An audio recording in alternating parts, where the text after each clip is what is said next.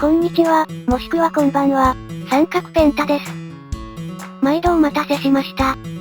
今回は映画、バックトゥーザフューチャーパート3の、タイムマシン、デロリアンと、蒸気機関車を改造プラレールで制作しました。バックトゥーザフューチャーは、今年が第1作公開40周年ということで、何かと目にすることが多かったですが、私の最も大好きな映画の一つです。これに登場するタイムマシン、デロリアンは、実際に存在した同名の自動車を改造したとされています。このデロリアンに様々な機器を取り付け、タイムマシンのデロリアンは製作されました。デロリアンが時速88マイルという高速に達すると、車体を囲むように取り付けられたフラックスバンドが青く光り、タイムトラベルします。今回製作したパート3のデロリアンには、ボンネット上にも装置が追加されていて、洗練された実写デロリアンのデザインと、複雑で武骨なタイムトラベルのための機器。さらにはボンネット上のレトロな装置のアンバランスさで、魅力的な見た目をしています。また、パート3ではデロリアンが自走できなくなったため、これを押す蒸気機関車が登場しました。劇中ではセントラルパシフィック鉄道131号機となっているこの機関車は、現実にはシエラ鉄道3号蒸気機関車です。かつてシエラ鉄道で活躍していた3号蒸気機関車ですが、今はアメリカ、カリフォルニア州にある、レールタウン1897州立歴史公園に寄贈されています。この機関車は、ムービースター、とも呼ばれ、数多くの映画やテレビ番組に出演していて、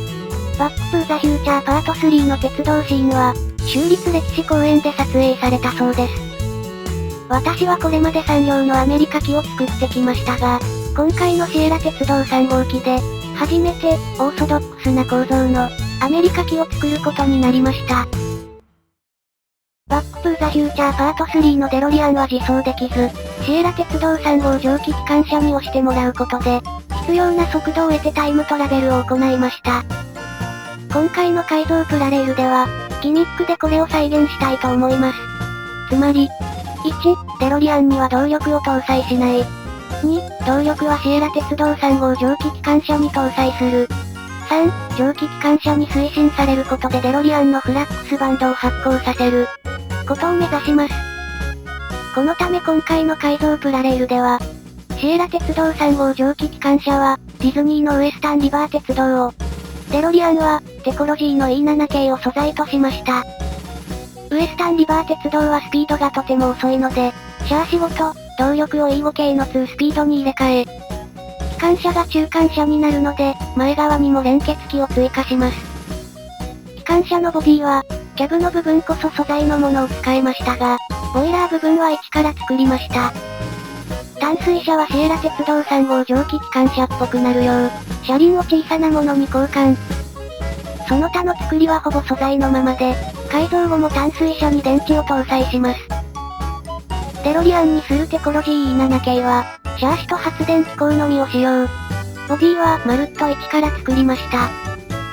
走行時にはテコロジー機構により発電し、ヘッドライトとフラックスバンドの基部に仕込んだ LED が発光するようにしました。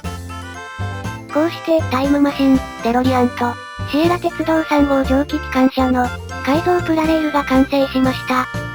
どうぞご覧ください。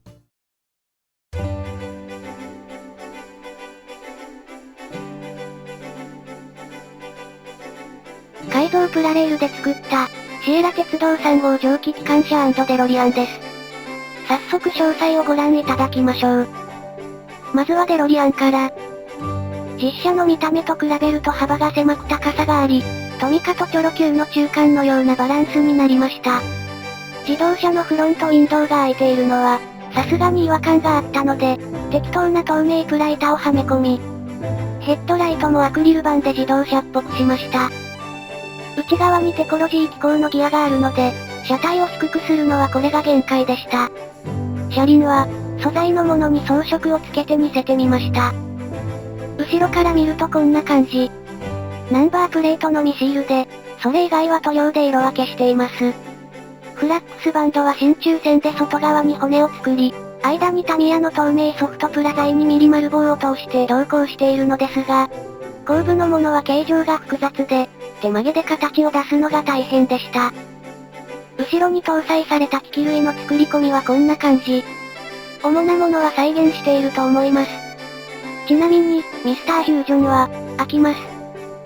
ここの内部にもテコロジー機構のギアがあり、どうしても隠せなかったので黒で塗装しました。ボンネットの装置はこんな感じ。本当は真空管やらなんやらのパーツがもっとたくさんあるのですが、細かすぎて作れないのでかなり省略しました。特徴的なパーツはピックアップしているので、それっぽくはなっていると思うのですが、どうでしょうか。続いて、シエラ鉄道3号蒸気機関車です。2スピード車足を隠すために新造したボイラー部分は、太めで、自分の好みのデフォルメ具合となりました。追加した前側の連結機には、劇中でデロリアンを押す際に取り付けた、ゴムタイヤのクッションを再現しています。このパーツは、連結部分の左右の動きを規制するもので、2両目が動力車の製品では、先頭車側にこのパーツが付いているのですが、今回はクッションの再現にちょうどいいのでこちら側に付けました。また、機関車の前照灯にも電球色の LED を仕込んでいます。右側面です。空気圧縮機はこちら側のみにありますが、それ以外はほぼ左右対称です。塗装は演出部分と煙突のみガンメタで、あとはセミグロスブラック。目を引く車体のロゴは全てシールで再現しました。淡水車にはウェーブの4分の1丸棒を使って薪を再現しました。色はタミヤカラースプレーの木乾板色を吹きました。淡水車の前照灯にも透明ソフトプラ材を使っていますが、透明なだけでこちらはダミーです。ボイラー上の構造物は数が少ないので一通り再現。ボイラーの細かいテーパーも再現したほか、劇中では塞がれているキャブ正面の窓も開口しておきました。それでは解説はこのくらいにして、お待たせの、走行動画をご覧いただきましょう。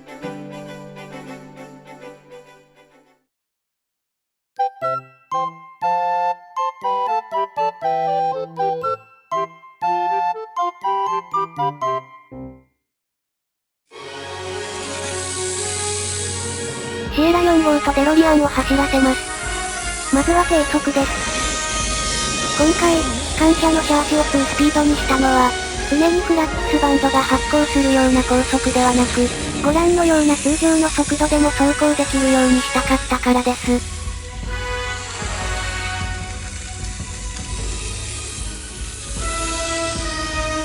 では、そろそろタイムトラベルモードにしましょう。機関車の速度が上がり、クラックスバンドが発光しました。光り方が安定しませんが、むしろそれがそれっぽい。無事、坂レールも登ることができるようになりました。画面要注意。バンパー正面まで光は回りませんでしたが、後方のクラックスバンドは綺麗に発光してくれました。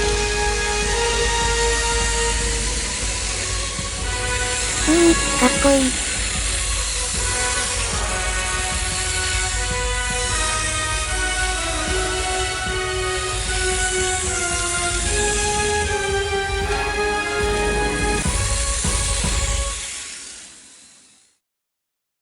ここまでご覧いただきありがとうございました。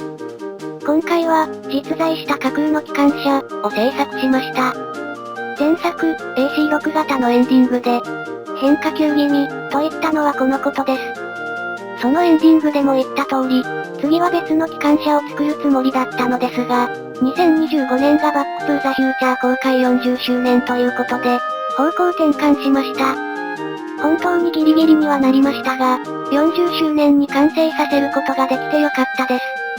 ハッピー 40th アニバーサリー、バックトゥーザフューチャー。それではまた次の動画でお会いしましょう。ご視聴いただきありがとうございました。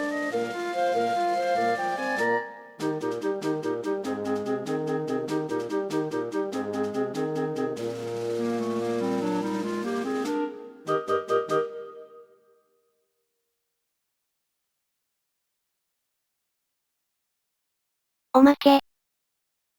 今回制作したパート3のデロリアンは、そのごちゃごちゃとした見た目と、自動車が車輪を履いて線路上を走るという面白さで、好きなモデルです。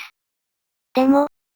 パート2でホバーコンバージョンされたデロリアンも、純粋にかっこよくていいですよね。いいんですよ。なので、そちらも再現できるようにしました。ホバーコンバージョン、デロリアンです。デロリアンそのものは今回製作したもので、車輪をホバーモードのタイヤに付け替えたコンバチです。スタンドから電池で給電して発行できるようにしました。下を走るシエラ鉄道3号蒸気機関車も、前面の連結機だけを通常のものに付け替えた、プチ、コンバチです。バックトゥーザフューチャーパート2の終盤、デロリアンが落雷を受けて1885年にタイムスリップした直後は、もしかしたらこんな状況になっていたのかもしれませんね。それではまた。